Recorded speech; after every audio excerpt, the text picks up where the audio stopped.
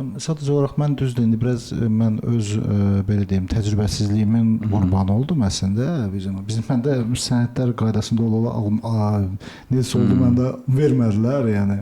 Əslində mənim xoşuma gəlməyən bir xüsusiyyət odur ki, vaxtımı alır mənim.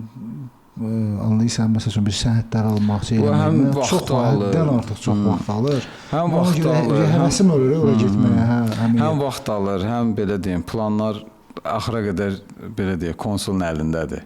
Yəni konsul vizanı verməsə bütün planlar qalır qıraqda. Yəni o nüanslar var. Amma əslində son dövrlər onu görürük ki, yəni sənədlər tam şəkildə düzgün yığılanda, bütün səyahət planın detallı formada bildiriləndə həmən müraciətində və rəsmi iş yerin, məsələn, maliyyə tərəfdən göstərəndə ki, məsələn, mənim maliyyəm imkan verir ki, mən gedim Avropada filan ölkəni gəzim, gəlim, qayıdım ölkəmə, qayıdım, eləyim. Bu prosesdə yəni rahat şəkildə vizanı verirlər. Yəni belə rahatdır. Rahat şəkildə artıq verirlər. Belə deyək, əvvəllərdə rahatçılıq var idi. Bəzi oldu, məsələn, turist vizalarından sui-istifadə etdilər.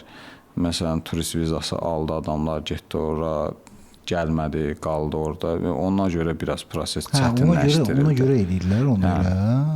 Ona görə olur. Yəni belə deyək, müəyyən bir faiz bölgüsü var da. Məsələn, faiz gedənlərin müəyyən bir faizi qayıtmayanda artıq qorxuya düşürlər ki, yəni bu Azərbaycandan səyahət edənlər qayıtmamaqla, yəni gedirlər, qayıtmırlar.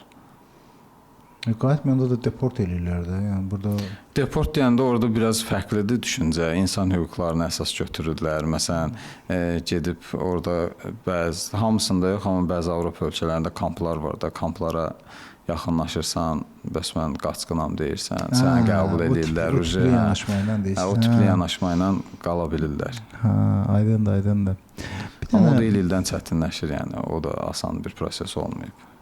İnşallah orada da asanlaşar da rahat əldə edə bilərik.